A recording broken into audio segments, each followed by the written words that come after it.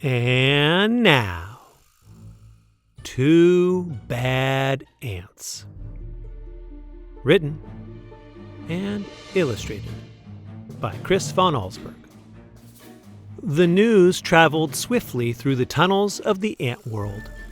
A scout had returned with a remarkable discovery, a beautiful, sparkling crystal. When the scout presented the crystal to the ant queen, she took a small bite, then quickly ate the entire thing. She deemed it the most delicious food she had ever tasted. Nothing could make her happier than to have more, much more. The ants understood. They were eager to gather more crystals because the queen was the mother of them all. Her happiness made the whole ant nest a happy place. It was late in the day when they departed. Long shadows stretched over the entrance to the ant kingdom. One by one, the insects climbed out, following the scout, who had made it clear there were many more crystals where the first had been found, but the journey was long and dangerous. They marched into the woods that surrounded their underground home. Dusk turned to twilight, twilight to night. The path they followed twisted and turned, every bend leading them deeper into the dark forest. More than once, the line of ants stopped and anxiously listened for the sounds of hungry spiders. But all they heard was the call of crickets echoing through the woods like distant thunder. Dew formed on the leaves above. Without warning, huge cold drops fell on the marching ants. A firefly passed overhead that, for an instant, lit up the woods with a blinding flash of blue-green light. At the edge of the forest stood a mountain.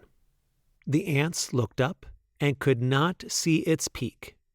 It seemed to reach right to the heavens, but they did not stop. Up the side they climbed, higher and higher. The wind whistled through the cracks of the mountain's face. The ants could feel its force bending their delicate antennae. Their legs grew weak as they struggled upward. At last, they reached a ledge and crawled through a narrow tunnel. When the ants came out of the tunnel, they found themselves in a strange world. Smells they had known all their lives, smells of dirt and grass and rotting plants, had vanished. There was no more wind and, most puzzling of all, it seemed that the sky was gone. They crossed smooth, shiny surfaces, then followed the scout up a glassy, curved wall. They had reached their goal. From the top of the wall, they looked below to a sea of crystals. One by one, the ants climbed down into a sparkling treasure. Quickly, they each chose a crystal, then turned to start the journey home. There was something about this unnatural place that made the ants nervous. In fact, they left in such a hurry that none of them noticed the two small ants who stayed behind. "Why go back?" one asked the other. "This place may not feel like home, but look at all these crystals." "You're right," said the other. "We can stay here and eat this tasty treasure every day forever." So the two ants ate crystal after crystal until they were too full to move and fell asleep. Daylight came. The sleeping ants were unaware of changes taking place in their newfound home. A giant silver scoop hovered above them, then plunged deep into the crystals. It shoveled up both ants and crystals and carried them high into the air. The ants were wide awake when the scoop turned, dropping them from a frightening height. They tumbled through space in a shower of crystals and fell into a boiling brown lake. Then the giant scoop stirred violently back and forth. Crushing waves fell over the ants. They paddled hard to keep their tiny heads above water, but the scoop kept spinning the hot brown liquid. Around and around it went, creating a whirlpool that sucked the ants deeper and deeper. They both held their breath and finally bobbed to the surface, gasping for air and spitting mouthfuls of the terrible, bitter water. Then the lake tilted and began to empty into a cave. The ants could hear the rushing water and felt themselves pulled toward the pitch-black hole. Suddenly the cave disappeared and the lake became calm. The ants swam to the shore and found that the lake had steep sides. They hurried down the walls that held back the lake. The frightened insects looked for a place to hide, worried that the giant scoop might shovel them up again. Close by they found a huge round disc with holes that could neatly hide them. But as soon as they had climbed inside, their hiding place was lifted, tilted, and lowered into a dark space. When the ants climbed out of the holes, they were surrounded by a strange red glow. It seemed to them that every second the temperature was rising. It soon became so unbearably hot that they thought they would soon be cooked. But suddenly, the disk they were standing on rocketed upward, and the two hot ants went flying through the air. They had landed near what seemed to be a fountain, a waterfall pouring from a silver tube.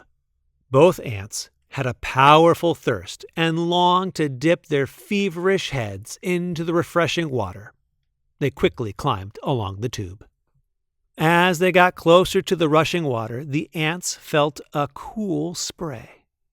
They tightly gripped the shiny surface of the fountain and slowly leaned their heads into the falling stream. But the force of the water was much too strong. The tiny insects were pulled off the fountain and plunged down into a wet, dark chamber. They landed on a half-eaten fruit and other soggy things. Suddenly, the air was filled with loud, frightening sounds. The chamber began to spin. The ants were caught in a whirling storm of shredded food and stinging rain. Then, just as quickly as it had started, the noise and spinning stopped. Bruised and dizzy, the ants climbed out of the chamber. In daylight once again, they raced through puddles and up a smooth metal wall. In the distance, they saw something comforting. Two long, narrow holes that reminded them of the warmth and safety of their old underground home. They climbed up into the dark openings. But there was no safety inside these holes. A strange force passed through the wet ants. They were stunned senseless and blown out of the holes like bullets from a gun. When they landed, the tiny insects were too exhausted to go on. They crawled into the dark corner and fell fast asleep. Night had returned when the battered ants awoke to a familiar sound, the footsteps of their fellow insects returning for more crystals. The two ants slipped quietly to the end of the line. They climbed the glassy wall and once again stood amid the treasure. But this time, they each chose a single crystal and followed their friends home. Standing at the edge of their ant hole, the two ants listened to the joyful sounds that came from below. They knew how grateful their mother queen would be when they gave her their crystals. At that moment, the two ants felt happier than they'd ever felt before. This was their home. This was their family. This was where they were meant to be.